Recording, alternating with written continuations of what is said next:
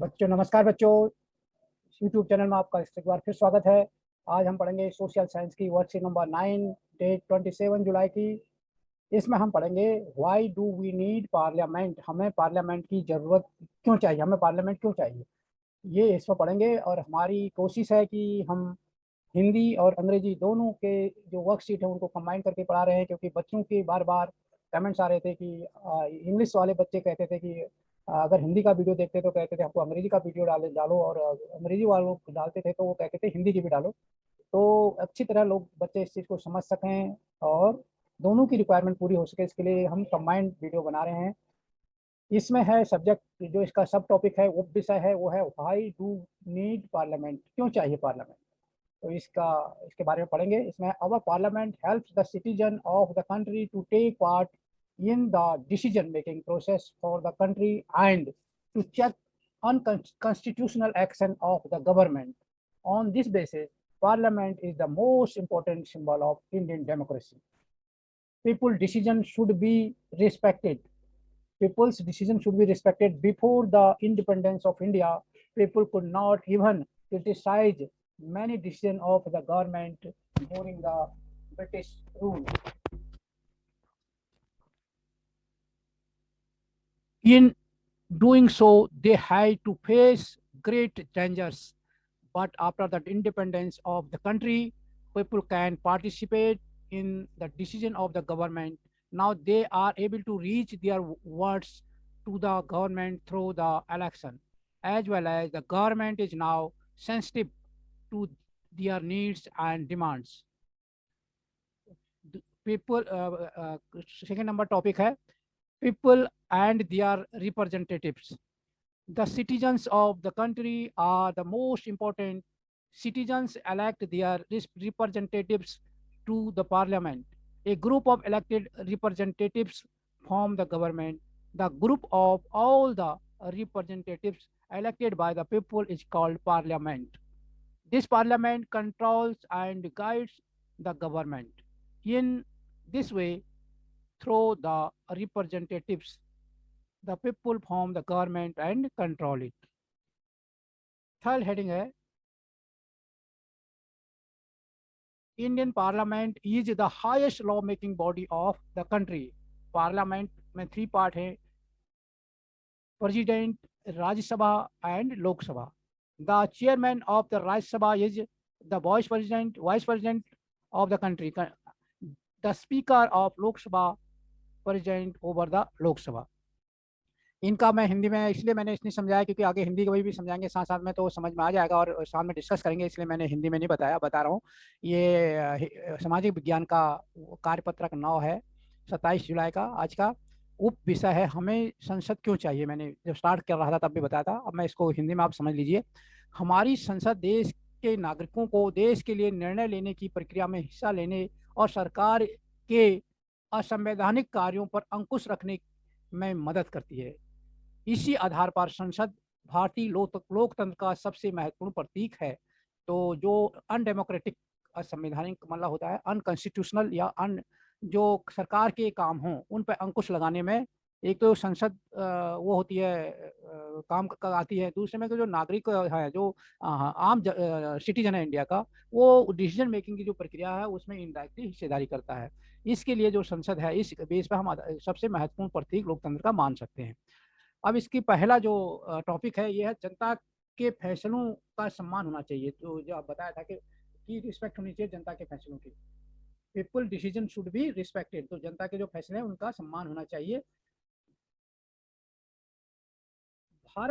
भारत की आज़ादी से पहले अंग्रेजी शासनकाल में लोग सरकार के बहुत सारे फैसलों की आलोचना भी नहीं कर सकते थे।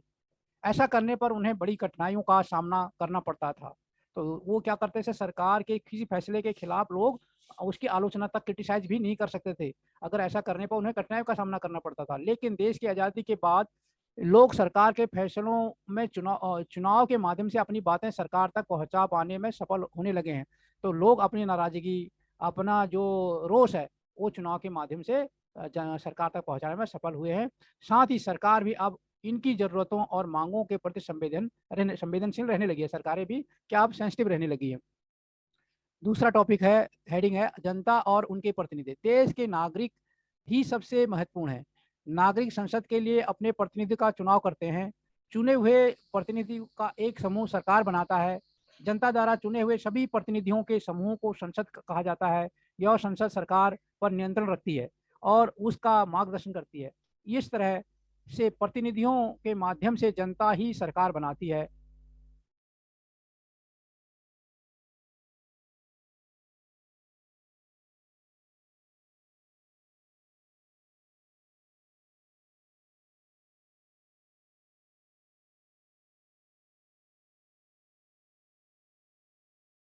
और उस पर नियंत्रण रखती है। तीसरा टॉपिक है, भारतीय संसद देश की सर्वोच्च कानून निर्माण करने वाली संस्था है। इसको तीन भागों में बांटा गया संसद को, राष्ट्रपति, प्रेसिडेंट, राज्यसभा एंड लोकसभा। राज्यसभा के सभापति दल के उपराष्ट्रपति, देश के उपराष्ट्रपति होते हैं, मतलब वाइस प्रेसिडेंट जो होते हैं वो राज्यसभा के सभापति होते हैं, और लोकसभा के अध्यक्ष जो होते हैं वो लोकसभा की अध्यक्षता करते हैं। अब इसमें क्वेश्चन आंसर्स हैं वो आपको करने हैं। उसके लिए मैंने नीचे डिस्क्रिप्शन पे एक लिंक दिया है, उसको आप क्लिक कीजिए और उससे आपको डिटेल में उसके क्वेश्चन आंसर मिल जाएंगे। और अगर आपने एक चैनल सब्सक्राइब नहीं किया है तो इसको सब्सक्राइब कीजिए, बेल का बटन भी दबाइए ताकि मैं जो वीडियो डालूं उसकी इन्फॉर्मेशन आप तक पहुंच सके। तो मैं अब इसके क्वेश्चन आंसर पर डिस्कस करूंगा थोड़ा बहुत, बाकी आप क्लिक करके और इसको जो आप कर सकते हैं, जो हेल्प आपकी हो सकती है वो करें, और बाकी आप इसको पढ़ के भी कर सकते हैं। और ये मैंने पहला है इंग्लिश का, what do you know about parliament. Parliament के बारे में आप क्या जानते हैं? तो पार्लियामेंट क्या है? The Indian parliament is the highest law making body of the country. ये क्या है? सर्वोच्च वो संस्था है कानून बनाने की देश के लिए। It is bicameral legislature. इसमें क्या है? Bicameral legislature. इसमें दो तरह के वो हैं, संस्थाएं हैं। Compose bye of the president of India and to houses. तो जो किससे बनी हुई है? इसमें एक प्रेसिडेंट ऑफ इंडिया है और दो हाउस हैं, एक राज्यसभा है और जो काउंसिल ऑफ स्टेट्स हैं, and the Lok Sabha house of people. तो इसमें दो हाउस है। तो एक में जो राज्यसभा के सदस्य आते हैं तो इनको स्टेट के जो विधायक होते हैं या जो और प्रतिनिधि होते हैं वो इनका चुनाव करते हैं। और लोकसभा के जो मेंबर आते हैं उनके चुनाव को पब्लिक करती है डायरेक्ट। तो ये जो हाउस ऑफ पब्लिक कह सकते हैं लोकसभा को, और काउंसिल ऑफ स्टेट कह सकते हैं राज्यसभा को। ये है हमारा पार्लियामेंट में। हिंदी में है संसद के विषय में आप क्या जानते हैं? तो भारतीय संसद देश की सर्वोच्च कानून बनाने वाली संस्था है। भारत की संसद राष्ट्रपति और दो सदनों, राज्यसभा और लोकसभा से मिलकर बनी एक द्विसदनीय विधायिका है। बाई बाई कैमरल लेजिस्लेचर मतलब होता है द्विसदनीय, लेजिस्लेचर मतलब सदन, तो बाई माने द्वि हो गई, तो ये वो है एक द्विसदनीय विधायिका है। लेजिस्लेचर माने विधायिका, कैमरल। अगला है question number 2, how can the public participate in the decision of government. Government के डिसीजन में पब्लिक कैसे वो कर सकती है, पार्टिसिपेट कर सकती है? तो इसमें क्या है कि public participate in the decision of the government through the election as well as the government is now sensitive to their needs and demands through the representative the people form the government and control it. तो अपने प्रतिनिधियों के माध्यम से लोग क्या करते हैं? अपनी गवर्नमेंट फॉर्म करते हैं और कंट्रोल करते हैं। दूसरी चीज़ है इलेक्शन के माध्यम से, वोट के माध्यम से वो अपने पार्टिसिपेट करते हैं डेमोक्रेसी में, और सरकार भी जनता की वो मुद्दों के प्रति संवेदनशील रहती है। तो इसका हिंदी वाला पोर्शन है कि सरकार के फैसले में जनता कैसे भागीदारी निभा सकती है। उत्तर प्रदेश के नागरिक संसद के लिए अपने प्रतिनिधियों का चुनाव करते हैं।